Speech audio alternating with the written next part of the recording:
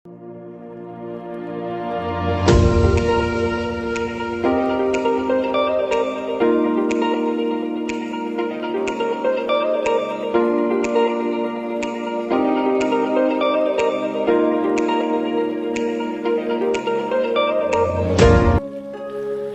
semua, saat ini kita akan kembali berapologetika.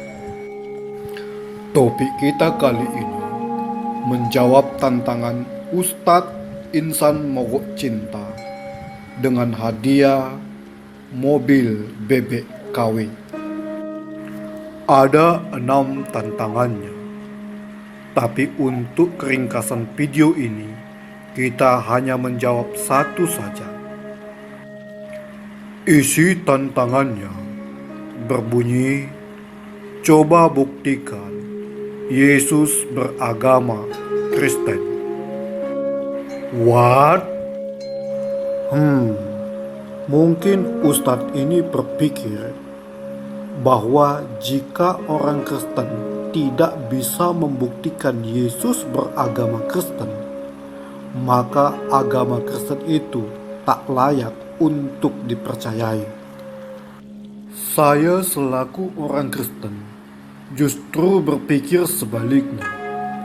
Jika ada orang yang berhasil membuktikan Yesus beragama Kristen, maka agama Kristen sangat diragukan kebenarannya.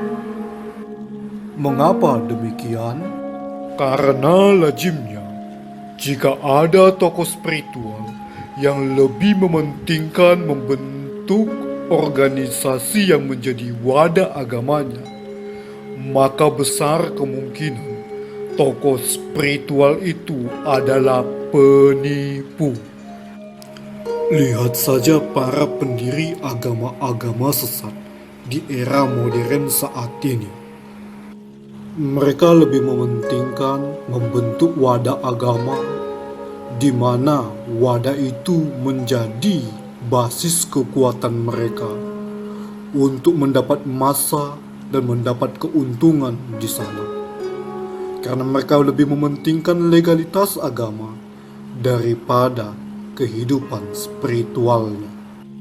Apalagi jikalau kita melihat hierarki kepemimpinan agama berbentuk dinasti keluarga, di mana pendiri beserta keluarganya sampai anak cicitnya mendapat posisi dan kedudukan serta kekuasaan dari agama yang dibentuknya. Maka besar kemungkinan mereka adalah kelompok penipu dan agama yang didirikan adalah agama palsu, di mana agama yang dibentuknya hanyalah wadah untuk mendapatkan keuntungan bagi pendirinya beserta dengan keluarganya sampai anak cicitnya, bahkan sampai pada suku bangsanya. Mari kita lihat ketiga agama besar ini, yaitu Hindu, Buddha, dan Kristen. Tokoh spiritual Hindu tidak pernah mendirikan agama Hindu, tetapi mereka meletakkan dasar-dasar agama, dan kemudian para pengikutnya di kemudian hari disebut sebagai Hindu. Demikian pula dengan agama Buddha. Siddhartha Gautama tidak membuat agama, tetapi ia meletakkan dasar-dasar keyakinan yang di kemudian hari para pengikutnya dinamakan beragama Buddha. Hal yang sama juga terjadi pada kekristenan. Yesus tidak mendirikan agama, tetapi ia meletakkan dasar-dasar bagaimana orang harus menjadi pengikut Kristus, yang di kemudian hari para pengikutnya disebut sebagai Kristen. Ingat, arti Kristen itu adalah pengikut Kristus. Dari ketiga agama ini dapat kita lihat beberapa kriteria. Pertama, tokoh spiritual tidak mendirikan agama dan beragama yang didirikannya. Kedua, tokoh spiritual tidak mendirikan tempat ibadah dan langsung menamainya. Ketiga, hierarki kepemimpinan tidak bersifat dinasti keluarga sampai pada anak cicitnya, di mana keluarga besarnya yang memegang kuasa. Keempat, mereka tidak mendapat keuntungan apa-apa dari para pengikutnya. Setidaknya dari hal ini, kita dapat menarik kesimpulan bahwa mereka sangat tulus. Mereka bukanlah sekelompok orang yang ingin mengambil keuntungan dari agama yang didirikannya dari para pengikut-pengikutnya, serta mengeksploitasi mereka untuk keuntungan pribadinya. Mari kita bandingkan dengan agama setan yang didirikan oleh Anton LaVey. Anton LaVey mendirikan organisasi yang menjadi cikal bakal agamanya pada tahun 1950. Kemudian pada tahun 1966, ia mendirikan tempat ibadah dan menamainya Gereja Setan. Dan pada tahun 1969, ia membuat kitab sucinya sendiri, dan kita melihat bahwa dia mendapat keuntungan dari para pengikutnya. Itu merupakan salah satu contoh kecil dari segerombolan tokoh spiritual yang berusaha menipu manusia dengan mendirikan agamanya sendiri. Kita lihat beberapa kriteria dari ajaran agama palsu. Pertama, pendiri beragama yang didirikannya. Kedua, tokoh spiritualnya mendirikan tempat ibadah dan langsung menamainya. Ketiga, tokoh spiritualnya membentuk kitab sucinya sendiri berdasarkan klaimnya sendiri. Keempat, hierarki kekuasaan bersifat dinasti keluarga. Kelima, mereka mendapatkan keuntungan dari para pengikutnya. Dengan kriteria ini, engkau tidak membuktikan bahwa agamamu itu unggul, tapi engkau sedang menyamakan agamamu dengan agama palsu lainnya, seperti agama setan yang sudah dibahas sebelumnya. Dan kalau disandingkan dengan dunia sekuler, maka agama dengan kriteria ini sama dengan partai politik.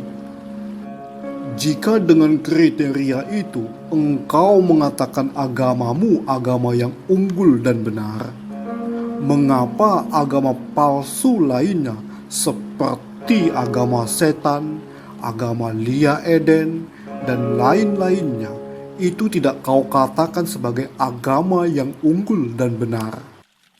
Berdasarkan kriteria itu, hai Ustadz.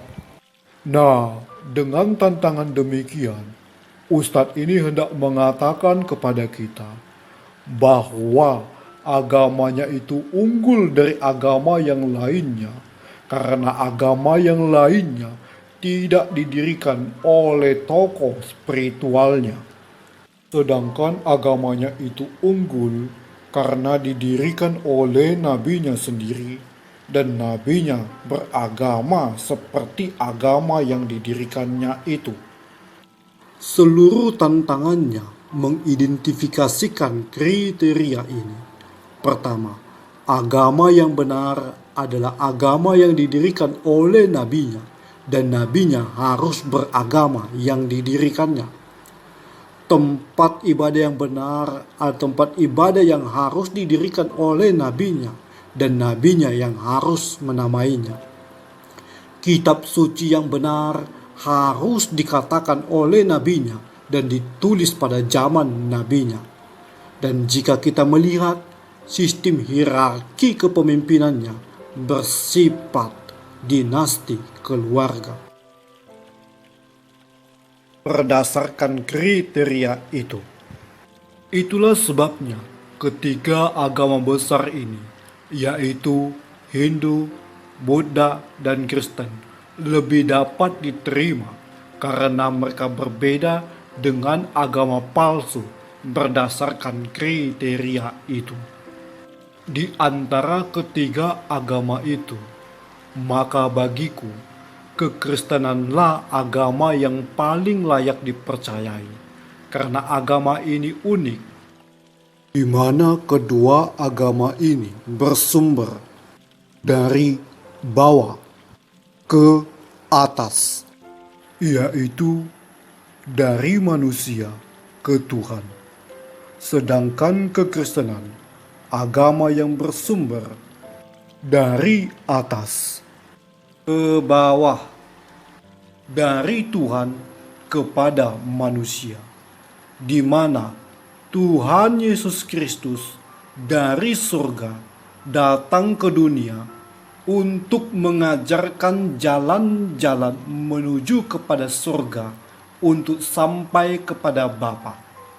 Seperti tertulis dalam Injil Yohanes pasal yang ke-14 ayat yang ke-6, di mana Tuhan Yesus berkata, "Akulah jalan, kebenaran, dan hidup.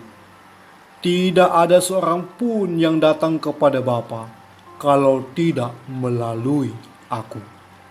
Jadi, Tuhan Yesus tidak mendirikan agama, tapi ia meletakkan dasar-dasar iman dan mengajarkannya, supaya para pengikutnya mengikuti jalannya menuju kepada surga dan Bapa. Dan mereka yang mengikuti jalannya inilah yang disebut sebagai Kristen, yang artinya pengikut Kristus. Paham? Betullah apa yang dikatakan mereka tentang engkau, Ustadz Insan Mokoginta. Engkau berkata tanpa isi kepala. Celotehanmu justru mempermalukan agamamu.